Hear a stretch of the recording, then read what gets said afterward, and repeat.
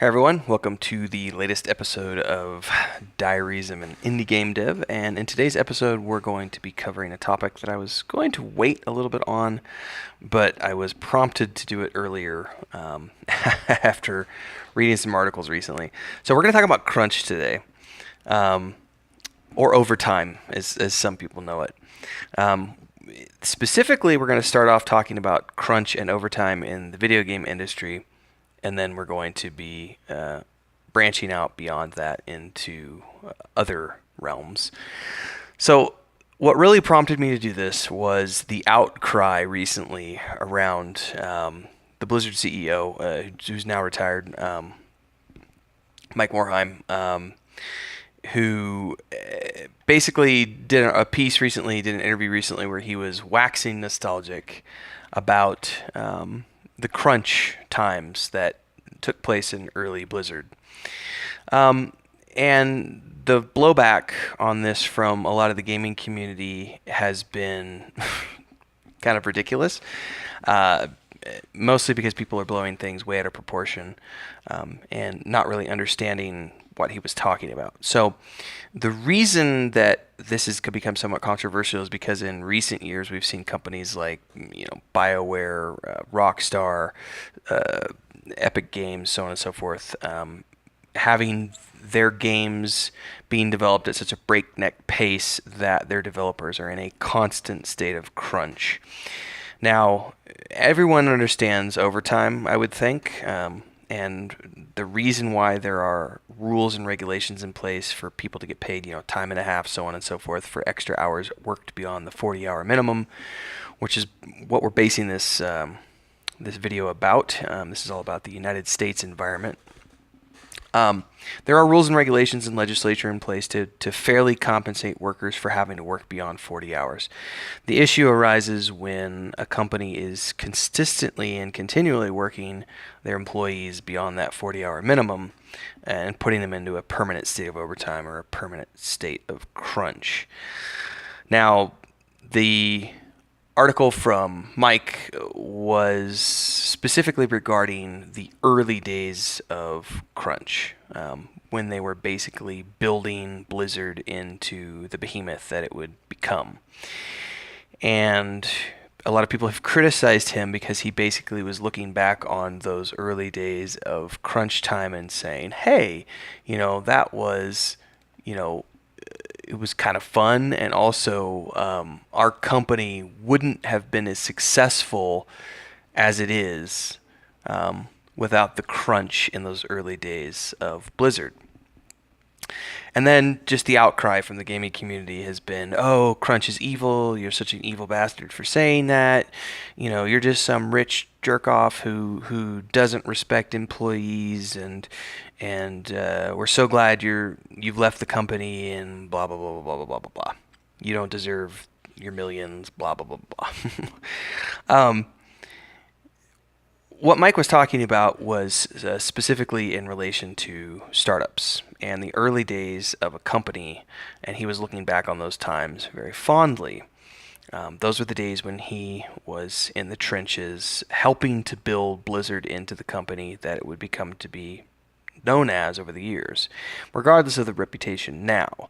At one point, they were considered, the pinnacle of game development on an international scale, and it got there mostly in part because of Mike and his co-founders back in the very early days when it was just, 3 or 4 of them out of college, starting their first company and doing some little games, and then selling that company and evolving to the next stage, and then getting renamed and going on to bigger and better things. So if you look at the startup industry, there's a ton of great resource material out there, and I'm going to have a lot of it in the article that's associated with this on Patreon. Specifically, I want to look at a handful of articles. One is from Business Insider recently, June 24th, 2019. Again, the link will be in the Patreon post below. But there's a really cool article by Bill Gates when he talks about how startup founders should not be taking weekends off, nor should they be taking vacations during the startup period of a company when that company is first getting going. So what he's referring to here is crunch. He's referring to crunch. He's saying founders should not be taking time off when they're building their company. They should be in the trenches working overtime. They should be working weekends. They shouldn't be taking holidays off. They should be working to build that dream company into existence. And that's exactly what Mike was referring to. Those early days when he was in the trenches and they were building Blizzard into the company that it would become. Now, it is also important to note that in this article, Bill Gates talks about, there is a certain kind of mythology these days about overworking and people, putting in, getting on the grind and just grinding out. It is not necessarily for everyone, and it's also something I don't think it applies to employees necessarily. That mentality is better suited to the founders and the people who are initially building up the company. Once the company is to a point where you have a live service and a live product or whatever it is that you're producing, it's a little bit different because now you've got employees, and you can't expect employees to work at the same level as the business owner. Consequently, that's why the business owner gets compensated at a much higher level than an employee, because the employee is not putting in near as much time and effort, nor were they there in the early days when it was blood, sweat, and tears. But that's beside the point. Bill Gates talking about, startup founders should not be taking weekends, should not be taking holidays, and they should definitely be working weekends. There's also a great article on Inc.com, which I'll be linking to. It's a video where Gary Vaynerchuk, who's CEO of VaynerMedia, talks about how startups need to set aside 18 hours a day to build their business. Specifically, and let me find the quote here, you have made a decision when starting a business. You have made a decision to do, let me restart that.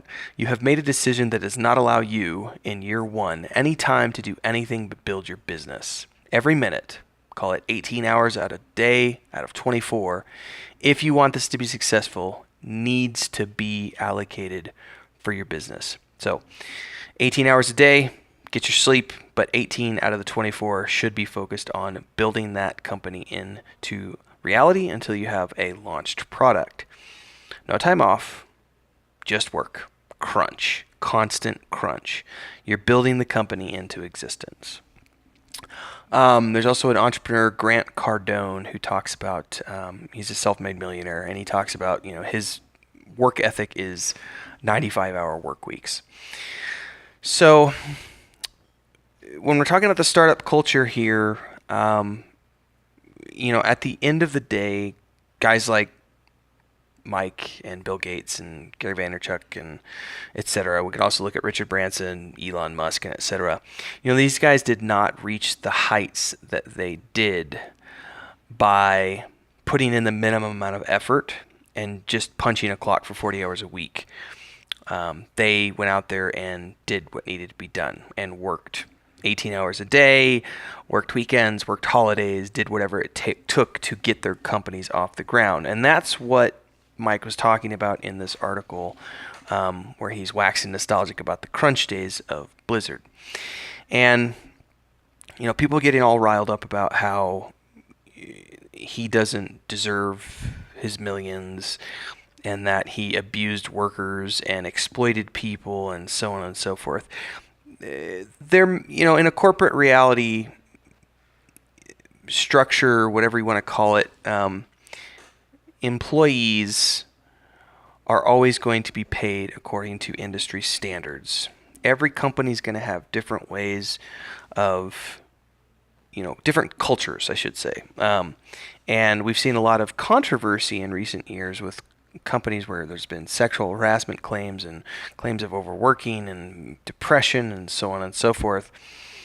I kind of want to take a step back from that for a minute, and I want to address the people who suggest that company founders like Mike and higher-ups who are working against not necessarily a salary per se, but against percentages based on their performance, to say that these people don't deserve the rewards above and beyond a salary, I think that's a little naive, and I think it's very uneducated of people. So I want to talk a little bit about our company, and again, I'm not going to be divulging financials here, but I am going to talk about something that we've been very public about since we started, which is the 9 of us who are part of Stormhaven Studios are business partners. So we are equal partners in Stormhaven Studios.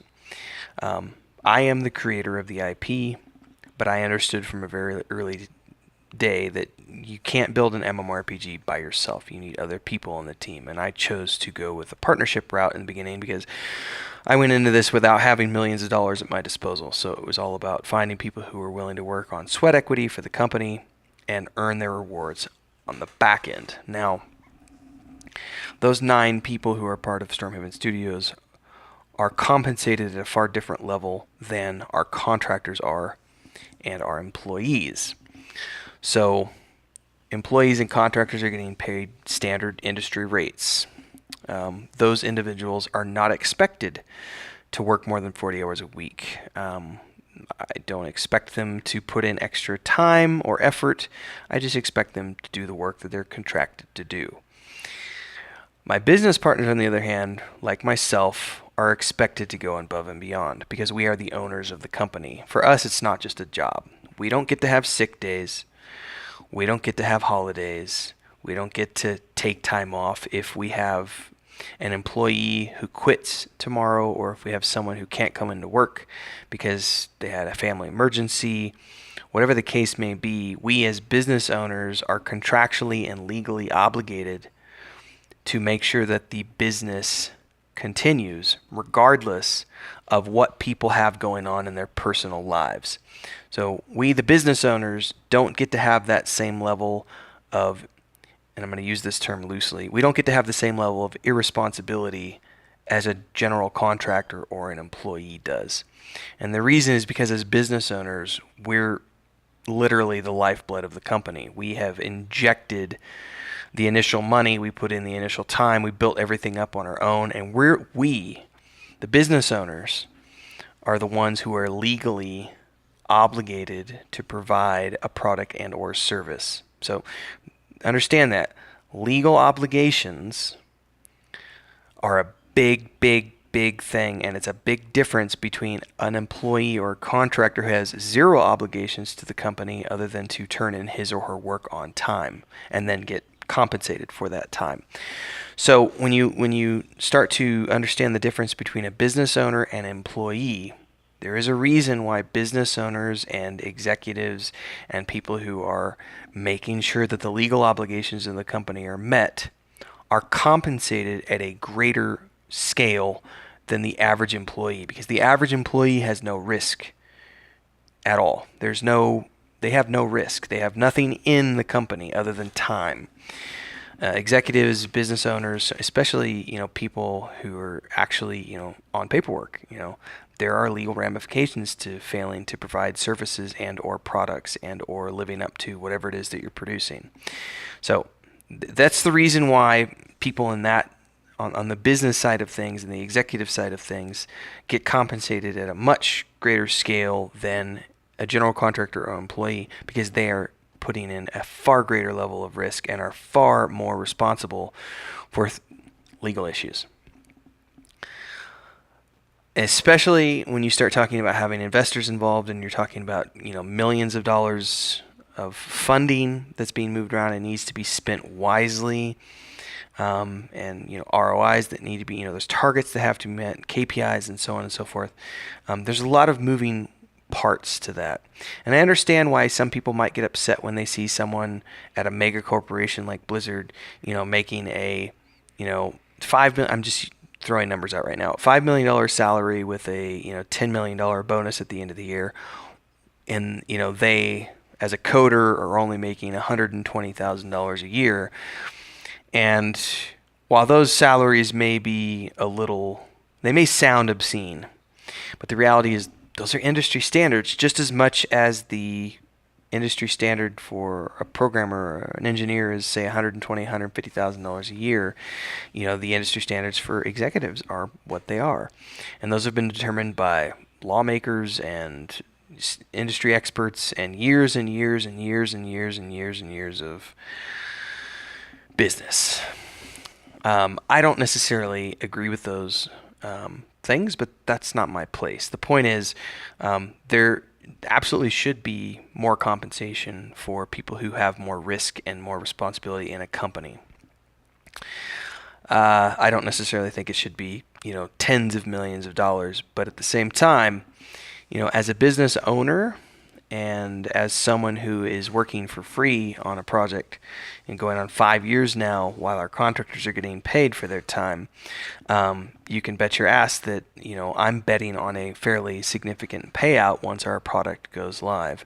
And it's going to be a lot more than what salaried individuals will be making on our team, but that's why we're in the position that we're in. Business owners benefit from that because they're the ones who went out and made it happen. So, when you start talking about crunch in the general sense that a lot of people feel that they're not being fairly compensated for their time. They see these executives at the top making multi-million-dollar salaries while they're on the ground, making time and a half, but, being expected to produce all this stuff to hit these KPIs and these targets that the executives are setting. I totally agree that the corporate structure is out of whack, which is why we as an independent company are striving to maintain independence, and hopefully we will always remain independent. Because when you're an independent company, you're not beholden to a board of investors, and you can do things a lot more organically and keep things on a far more level playing field, if you may. And when you get into that corporate structure, there's so many different wheels that are moving. You don't always have control over everything, and that's something that we're not interested in. We're very much interested in keeping control of things.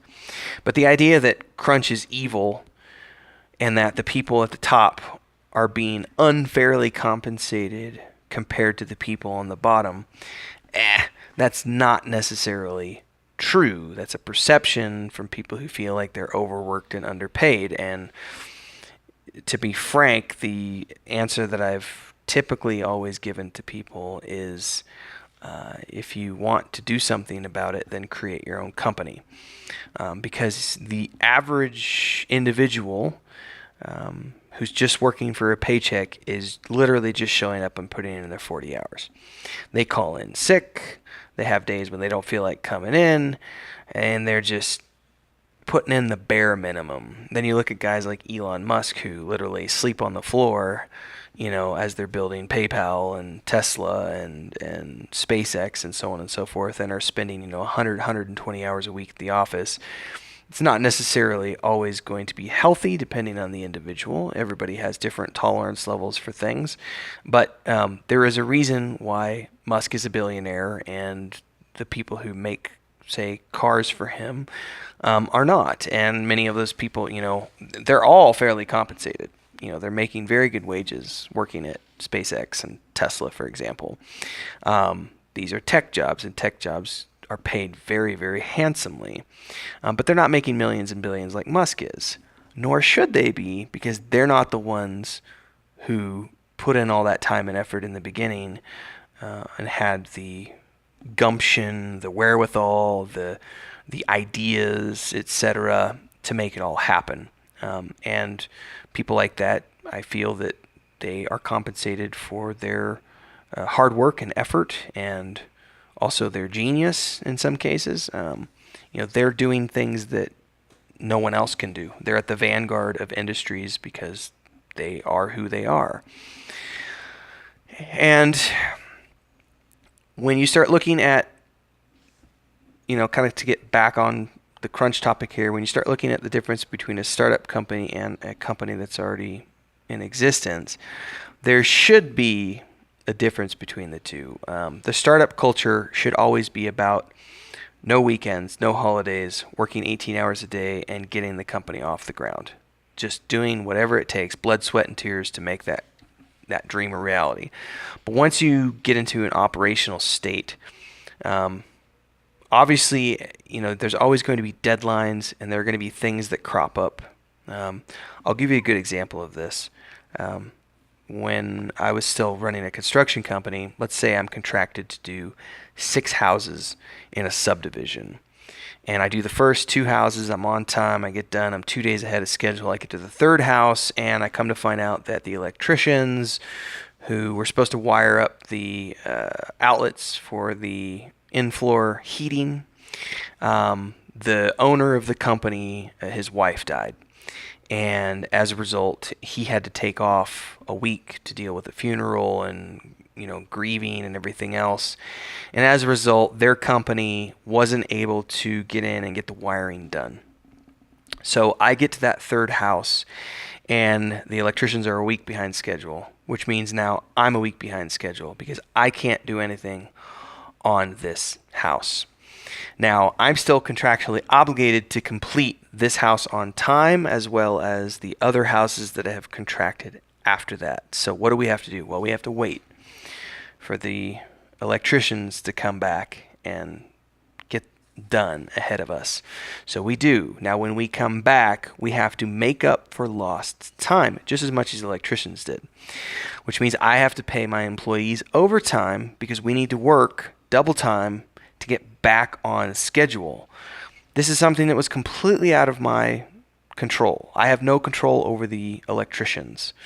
When you're working on a house like that, there's electricians, there's plumbers, there's carpenters, there's inspectors, there's sound design people, there's lighting people, there's landscapers, there's the concrete guys, there's siding guys, the roofing guys. There are literally dozens of crews that can be working on a house, and it's no different in the gaming industry. There are dozens of teams working on big scale projects like this.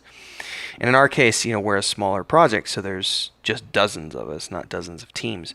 But when you start looking at a scope of a project, say World of Warcraft, and you've got thousands of employees and dozens of teams working on all these individual components, one little thing like this person over here, got into a car accident, and they're the lead for this team, and they can't come to work for 3 months because they're in a coma or something, that throws a huge wrench into that specific section of the project, which then ripples outwards and affects every single other aspect of the project and pushes everything else out of whack.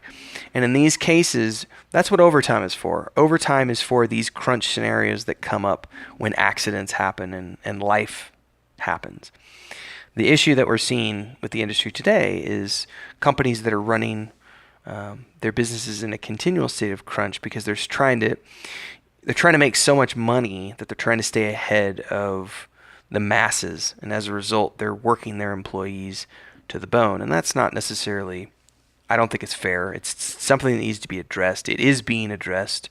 Maybe not necessarily as fast as some people would want it to be, but it is something that's been coming up regularly in conversations for the last couple of years, and there's a general consensus by pretty much every gaming company out there that changes need to be made, and they might not happen as quickly as some people want, but they are happening.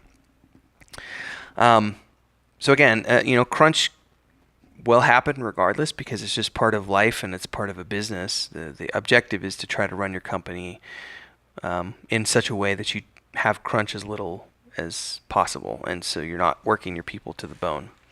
That being said, the owners and founders are always going to be in a state of crunch, or they should be, in my opinion, because we are the people who keep the machine moving. We're the people who make sure that everybody has a job. We're the people that are keeping the creative vision of the project moving forward. We're the ones finding new projects to work on, making sure that there's enough money coming in to keep everyone paid.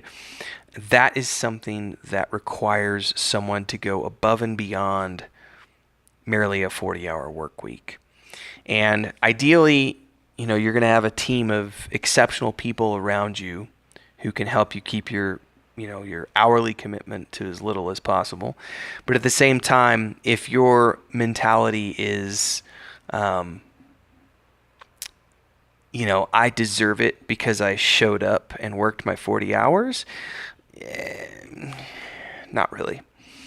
The only people who really deserve it are the people who go above and beyond. And that's where, especially in a startup environment or as a company manager or a team lead or an executive for a company, there's always the need to be doing above and beyond. The way I was taught early on was, the manager or the leader of the team. You don't just want to be a boss pointing your finger, telling people what to do and when to do it. You want to be a leader, and a leader leads by example. So the leader shows up early, works harder than everyone else, and leaves late. He's there before anyone else. He's there after everyone else. He or she, I should say. And they are the ones who keep that ship moving forward. They're the captain. And the captain has a greater responsibility than the, deckmate who's just swabbing the deck. There are different levels of responsibility in any structure, whether it's corporate or independent. And everybody has a different level of responsibility. But as a general rule, contractors and employees, they're just there to get a paycheck. And I don't mean that in a negative way. I just mean that, they're not invested into the company like the owners are, like the founders are. And they shouldn't be expected to be in a constant state of crunch, whereas the owners and the founders and managers and so on and so forth are always kind of going to be in that state. And like I said, you do as much as you can to keep things out of crunch, but it's just a natural part of any industry. And if you want to keep the lights on, it sometimes requires you to go above and beyond and to do things that there's a great saying, entrepreneurs are the people who are willing to do the things that no one else will to be able to live the life that everyone else only dreams they could live. There's a great quote by Gary Vee.